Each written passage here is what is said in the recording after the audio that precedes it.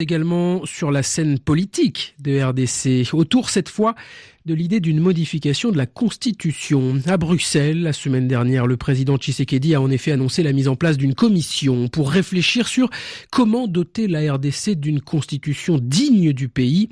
Et depuis, une partie de la société civile comme de l'opposition fait part de ses craintes face au retard constaté dans la mise en place des institutions nationales. Après sa réélection, le chef de l'État congolais explique cette situation par la lourdeur de la loi fondamentale. Mais c'est une excuse, répond ce matin Prince Epengue, le porte-parole de la coalition d'opposition Lamuka.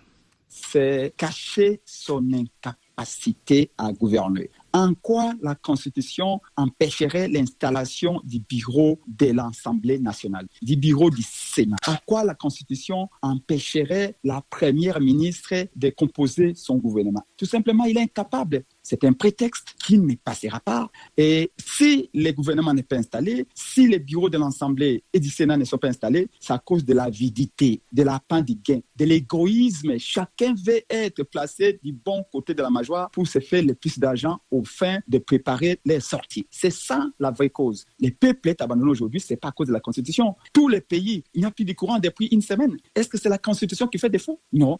Hier, il a dit que c'est Kabila qui l'a bloqué. Après, c'était ses ministres ne travaillaient pas très bien. Aujourd'hui, c'est la Constitution qui les bloque. Demain, ça va être Jésus-Christ lui-même qui descendra pour les bloquer. Et nous les mettons en garde. Nous n'accepterons pas cela.